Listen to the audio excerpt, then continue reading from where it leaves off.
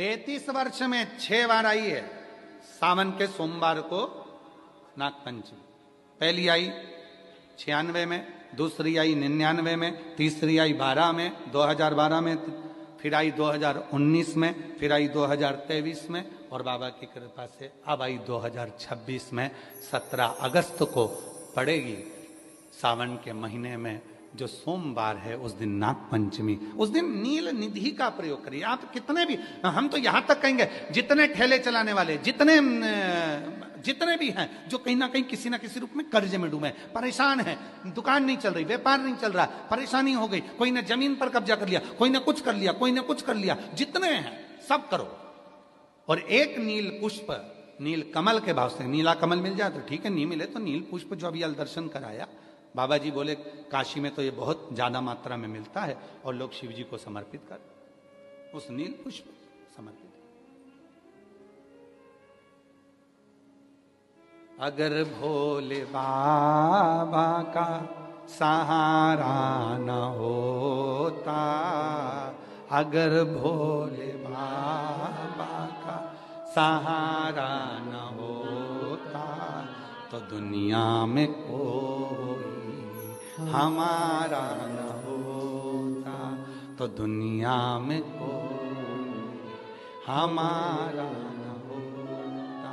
अगर भोले बाबा सहारा न होता, अगर भोले बाबा, बोलो बोलो, सहारा न होता, तो दुनिया में कोई हमारा, अगर है तो उसका सहारा है, उसका सहारा, उसकी कृपा, उसकी करुणा, उसकी दया। अब आते हैं जिनके बच्चे एजुकेशन कर रहे हैं, पढ़ाई कर रहे हैं, कंपटीशन एग्जाम दे रहे हैं, और उन बच्चों का सिलेक्शन नहीं हो रहा, ठीक है, पर जितने बच्चे करेंगे वो हमको पत्र जरूर लिखेंगे कि तुम्हारा हुआ कि नहीं। काशी से बोलकर जा रहे हैं, और ये कथा केवल सियोर वाला बाबा नहीं बाँच रहा, ये कथा स्वयं विश्वनाथ बाँचने के लिए आए। जितने शब्द होंगे सारे विश्वनाथ जी के होंगे। जितने बच्चे एजुकेशन कर रहे हैं और जितने बच्चे कंपटीशन एग्जाम दे रहे हैं, रिजल्ट नहीं आ रहा, 1 नंबर से, आधे नंबर से, 1.5 नंबर से, 2 नंबर से रह जा रहे हो, तो प्रयास करो। सावन के महीने के सोमवार की नागपंचमी के दिन, सोमवार की नागपंचमी के दिन लाल चंदन बाजार में होता है, लाल चंदन, उस लाल चंदन का लेपन घिस लो, उसको घिसकर बेलपत्री की दोनों पत्तियों में, नीचे वाली दोनों पत्तियों में उस लाल चंदन का लेपन करिए। बेलपत्री के नीचे वाली दोनों पत्तियों में लाल चंदन का लेपन करिए, और ऊपर वाले पत्ते पर केवल लच्छा, लच्छा किसको बोलते हैं यहाँ पर, क्या बोलते हैं, नाड़ा, लच्छा क्या बोलते हैं, मौली, लच्छा, नाड़ा, जो भी है वो बीच वाली पत्ती पर रखकर देवाधिदेव महादेव को समर्पित कर दीजिए, और बाबा पर 1 लोटा जल चढ़ा दो। शिव जी से प्रार्थना कर कर बेलपत्री वहीं छोड़ो, लच्छा लेकर आ जाओ और अपने हाथ में या अपने कमरे में उसको संभाल कर रखो। जब तुम्हारा विल पावर कमजोर हो, जब तुम्हें लगे कि मुझे ये कंपटीशन एग्जाम निकालना है, उस समय पर भले एग्जाम में तुम्हें बांध कर नहीं जाने दें, पर उसके पहले तक भी तुम्हारे शरीर के पास में वो लच्छा होना चाहिए। फिर भले उतार कर जाओ, एग्जाम देकर आओ, फिर पत्र इस व्यासपीठ पर तुम्हारा जरूर होगा, मिले। वो साधारण नहीं है। सावन के महीने के सोमवार को पड़ने वाली शिव नाग पंचमी को नील निधि पंचमी कहते हैं। उस नील निधि का मतलब है सारी सिद्धियां एक ही निधि में प्राप्त हो जाती है। एक ही। अब लोग कहते हैं गुरु जी आपने बताया कि सावन महीने के सोमवार की पंचमी के दिन दुर्वा का मुख इधर रखना। कहाँ? जहां जलाधारी है, पानी जहां बहकर जाता है, शिव जी को चढ़ाया हुआ। बेलपत्री की डंडी का मुख उधर रखना जहां जल बहकर जाता है। क्यों? लिंग पुराण पढ़ी है और लिंग पुराण में आता है कि जब डंडी का मुख जलाधारी की ओर होता है और उस समय पर व्यक्ति जो सामग्री समर्पित करता है, जल समर्पित करता है, तो जैसे जल बह कर जाता है और राह में जल को जो भी अड़चन आती है वो निकलता चले जाता है। शिव जी के चढ़े हुए जल को जो मार्ग मिलता है, अगर डंडी का मुख जलाधारी की ओर कर कर हम जब जल या दूध चढ़ाते हैं तो हमारी जिंदगी के भी सारे रोग और दुख समाप्त होना प्रारंभ हो जाए। तरीके नाग देवता की पूजन हो रही है, नाग पंचमी है। संपूर्ण सनातन वासियों को मेरी ओर से नाग पंचमी की बहुत बहुत बधाई। और चौरसिया समाज को आज बहुत बहुत संपूर्ण विश्व की चौरसिया समाज को हमारी ओर से बहुत बहुत नाग पंचमी की बधाई हो, क्योंकि पूरा चौरसिया समाज कोई दूसरा नहीं है। संपूर्ण विश्व का चौरसिया समाज मेरे शेषनाग और भगवान के गले में रहने वाले वासुकी नाग के कृपा पात्र हैं, आशीर्वाद के पात्र हैं। संपूर्ण चौरसिया समाज को बहुत बहुत साधुवाद है। शिव पुराण वर्णन करती है, सावन के महीने में जब सोमवार पड़े, सोमवार के दिन नाग पंचमी पड़े, नाग पंचमी के दिन जो नील पुष्प भगवान शिव को कमल का समर्पित कर देता है और उसी कमल के पुष्प को नील निधि के रूप में लेकर आ जाता है, उसके पास में कभी जिंदगी में ना अष्ट सिद्धि की कमी होती है, ना नवनिधि की कमी होती है। उसका वैभव जितने संसार के लोग कर्जे में, भले तुम्हारा बैंक का कर्जा हो, लोन का कर्जा हो, चाहे तुमने दुनिया में कहीं से भी कर्जा ले रखा हो, एक बार अभी 17 अगस्त को पड़ेगी, सोमवार को नाग पंचमी 17 अगस्त, 33 वर्ष में ये 7वीं बार आ रही, बहुत रुक रुक के आती है सोमवार के, बहुत रुक रुक के, और ना जाने फिर अगला योग कब लगेगा। अगर मौका मिला है कर। और हमने यहां तक कहा यदि कमल का पुष्प ना मिले तो एक महाराज जी एक पुष्प होता है, वो नीले कलर का शंख जैसा होता है, जो शिव जी को बड़ा प्रिय है। क्या बोलते हैं उसको, शंख पुष्पी, क्या वो नीलकंठ, हाँ एक नीले कलर का होता है। अभी तो यहाँ पर है नहीं, हम प्रयास करेंगे आपको उसका दर्शन कराए। चढ़ा है, लाओ चढ़ा है, लाओ लाओ।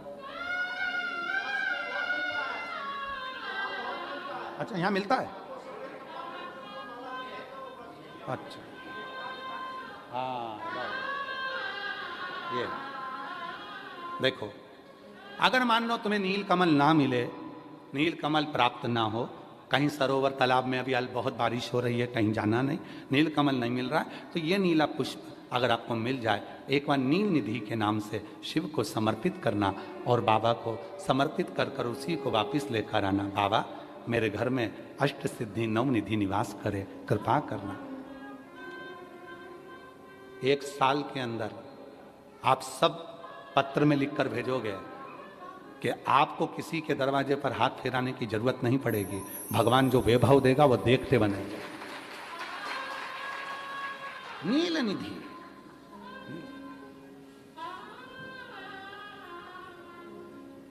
कौन सा दिन है बोलो जरा, सावन के, जम के बोलो जरा, जम के बोलो, सावन के सोमवार पर यदि नाग पंचमी पड़े तो फिर हमें ना तो तप करना है, ना साधना करना है, ना कोई उपवास, ना कोई।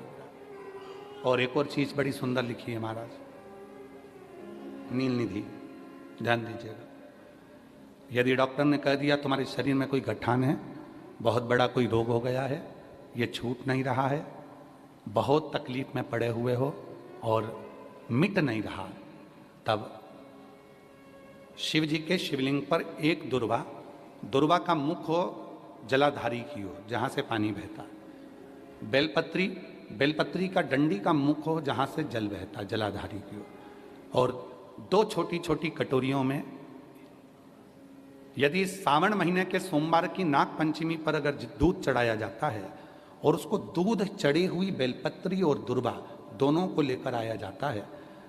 दुर्वा सुबह के समय द्वितीय दिवस में, जिस दिन चढ़ाओगे उस दिन द्वितीय दिवस में उसको सुबह सुबह चबाकर खा लीजिए, और बेलपत्री को जिस कक्ष में आप सोते हैं उस कक्ष में उसको रख लीजिए, कहीं पर भी हमेशा के लिए। जो शरीर का रोग है वो धीरे धीरे मिटेगा ही। और 4 से 6 महीने के अंदर बड़े से बड़ा रोग सारी रिपोर्टें नील आकर सामने खड़ी हुई। ये कोई साधारण नहीं है। सावन महीने का सोमवार उस दिन पड़ने वाली नागपंचमी। आप सबको तो साधुता है, आपकी बार 17 अगस्त को पड़ रही है और बाबा की कृपा से आपको ये कथा श्रवण करने को मिल गई नील निधि की। रोग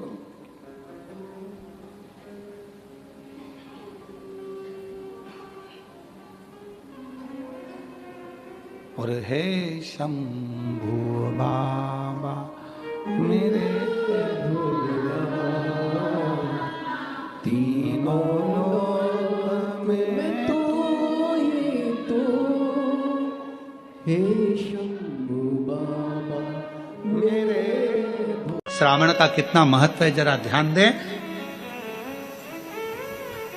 माता सती माता प्रसूति से कहती हैं कि शिव की आराधना करो।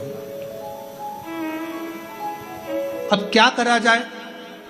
लोग पूछते हैं सावन का महीना इतना प्रिय क्यों शंकर जी को? पूरी कथा का स्मरण है, आज की पूरी कथा उसी पर चली है। सावन का सोमवार क्यों प्रिय है, सावन का महीना क्यों प्रिय, उसी पर पूरी कथा।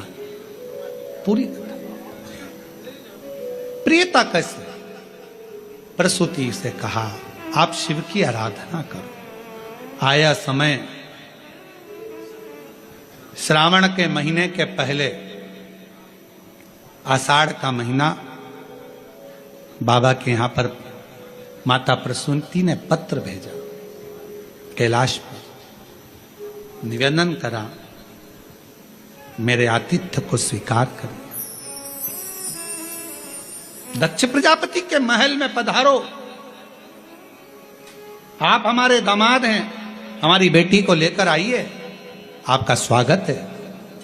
शंकर भगवान तो नेत्र बंद कर कर बैठे हुए थे, उनका ध्यान नहीं गया कि मुझे पत्र किसने दिया। अपनी बात किसके माध्यम से पहुंचा रहे हो वो भी सोचना पड़ता है। बहुत ध्यान देना महाराज इस बात के लिए। 2-3 तरह के व्यक्ति होते हैं। कोई ऊंचे पद पर बैठा हुआ व्यक्ति है और उस तक अपनी बातों को पहुंचाना है, तो एक व्यक्ति होता है लाओ मैं तुम्हारी बात पहुंचा दूंगा, मैं तुम्हारी बात वहां तक पहुंचा दूंगा, अभी पहुंचा दूंगा, तुम चिंता मत करो। दूसरा कहता है हाँ उनसे हमारी रिश्तेदारी है परंतु हम प्रयास करेंगे आपकी बात पहुंचाने का। और तीसरा व्यक्ति होता है वो तो मेरा दोस्त है, मैं अपनी बात तो तुरंत कह दूंगा। 3 तरह के लोग। अब आप अपनी बात शंकर जी तक कैसे पहुंचाएंगे ये आपके ऊपर निर्भर करता है। माता प्रसूति ने देव ऋषि नारद से पत्र भेजा, भगवान शंकर ने नेत्र नहीं खोले। माता प्रसूति ने फिर पत्र पहुंचाया दक्ष प्रजापति के सेवादारों से, शिव ने नेत्र नहीं खोले। अब माता प्रसूति पत्र लेकर गई, शिवजी नेत्र बंद कर बैठे थे और माता प्रसूति ने वो पत्र देव ऋषि नारद को नहीं, किसी गण को नहीं, सीधे नंदी को जाकर देना चाहा। पर नंदी तो पत्र लिए नहीं, तो नंदी के कान में माता प्रसूति ने कह दिया मेरे शंकर भगवान को, मेरे दामाद को आप मेरे घर पर लेकर आओ, मेरे घर पर। नंदी ने सुना और नंदी ने सुनते से ही प्रसूति तो चली गई। आज शंकर भगवान नंदी पर विराजमान मां सती के साथ भ्रमण के लिए निकले थे, भ्रमण के लिए निकले थे। और भगवान नंदी ने कह दिया आज का भ्रमण प्रभु मेरे मन है आपके ससुर के घर चलना चाहिए। शिव जी मुस्कुराकर बोले तूने ही श्राप दिया है उनका सिर कटने का और तू ही वहां ले जा रहा है। और तुम्ही ने दर्द दिया है तुम्ही दवा देना, तुम्ही ने श्राप दिया और तुम्ही लेकर जा रहे हो। हाँ प्रभु मेरा मन है, चलो। श्रावण का प्रथम दिन भगवान देवाधिदेव महादेव अपने ससुराल आए। प्रसूति मां ने रंगोली डाली है, सत्कार करा है, बंदरवाल सजाए हैं शिव के आगमन के लिए। प्रसूति जैसे ही आगमन के लिए, सत्कार के लिए इतना ताम झाम लगाई, माता सती को लगा हमेशा मेरी बहन आती थी उनका सत्कार होता था, उनके पतियों का सम्मान होता था, पर पहली बार मेरे पति का सम्मान इतना हो रहा, मेरे पति का समझ नहीं आया। इतना आदर, इतना सम्मान, ओ हो।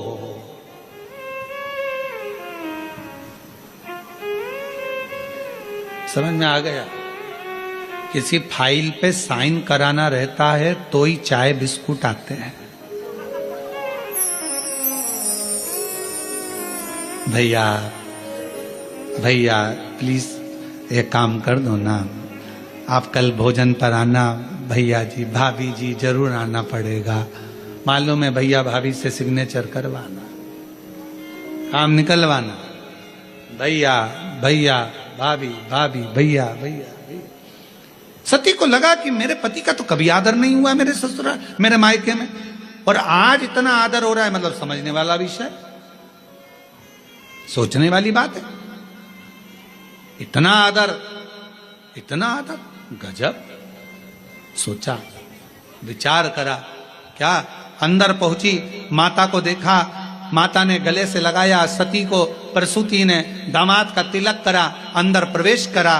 प्रवेश करते से ही जब अंदर प्रवेश कराया और प्रवेश कराने पर जैसे ही अंदर लेकर गए, सिंहासन पर बिठाया, खूब सम्मान किया, खूब सत्कार। भीतर प्रवेश, सिंहासन पर बिठाया। श्रावण का महीना था, जब जब भोले बाबा जाने का कहते प्रसूति रोक लेती, नहीं बाबा अभी नहीं जाना, रुकिए। दामाद साहब किए, खूब सेवा करी, खूब सेवा करी, खूब सेवा करी। आखिरी का दिन था, कुछ समय बचा हुआ था, जब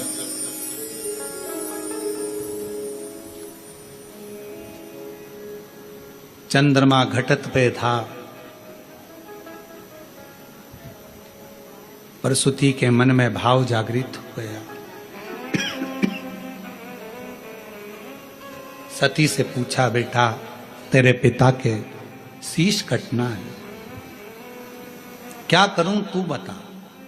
कहा, जिस रात्रि पर स्वयं शिव अपने भक्तों की दुखों को हरते हैं, मां सेवा करते करते श्रावण की शिवरात्रि भी आ गई, खूब सेवा करी। शिव जी बड़े प्रसन्न हुए कि आज मेरी प्राकट्यता का दिवस है और इतना सम्मान किया गया। बढ़ते बढ़ते पूरा श्रावण का महीना निकल चला, पूरा श्रावण। आखिरी का दिन था। बाबा जाते जाते प्रसूति की ओर देखे। सासू मां ने हाथ जोड़कर कहा, मेरी एक विनती स्वीकार करेंगे आप? शिव जी ने पूछा, कौन सी विनती? भोलेनाथ, मेरे पति को श्राप लगा है, शीश कटेगा उनका। पति को श्राप है, शीश कटेगा उनका। शिव जी ने कहा, श्राप दिया है नंदी ने, और मेरे भक्त नंदी का बात को मैं टाल नहीं सकता, वचन तो उसका पूरा होगा, शीश कटेगा ही ये निश्चित है, क्योंकि नंदी का वचन है और नंदी के वचन को मैं टाल नहीं सकता। मैं नंदी के वचन को टालूंगा नहीं, शीश तो कटेगा, ये निश्चित है। बाबा कुछ तो करुणा करो।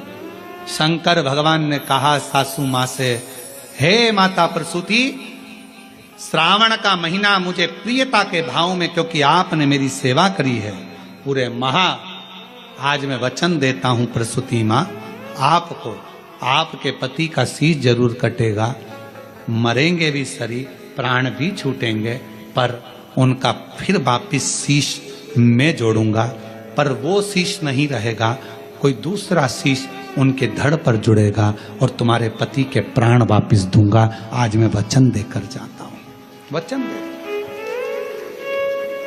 शिव महापुराण की कथा कहती है, श्रावण का महीना शिव जी को इसलिए प्रिय है क्योंकि उनके जहां आदर नहीं होता था, सम्मान नहीं होता था, सत्कार नहीं होता था, उस स्थान पर भी भगवान दक्ष प्रजापति के घर पर 1 महीने तक आदर सम्मान सत्कार हुआ। शिव जी ने वर दे दिया, जिसके घर में भले मुझे रखने की जगह ना हो, जिसके घर में मुझे पूजने की भी जगह ना हो, अगर श्रावण के महीने में कोई दिल से मुझे पुकारेगा, हृदय से मेरे को नाम लेकर पुकारेगा, मेरा उच्चारण करेगा, पूजन करेगा, आराधना करेगा, एक लोटा जल श्रावण के महीने में अगर समर्पित करेगा तो शिव कहते हैं जैसे मैंने अपने सास के मेरे दक्ष प्रजापति को जैसे मैंने पुनः जीवित किया है, शिव जी कहते हैं मैं उसको धान्य वैभव संपदा से परिपूर्ण कर दूंगा। ये मेरा वचन है, ये मेरा वचन।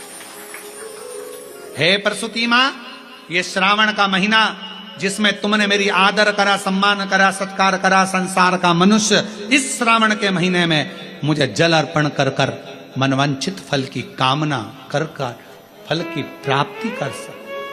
श्रावण के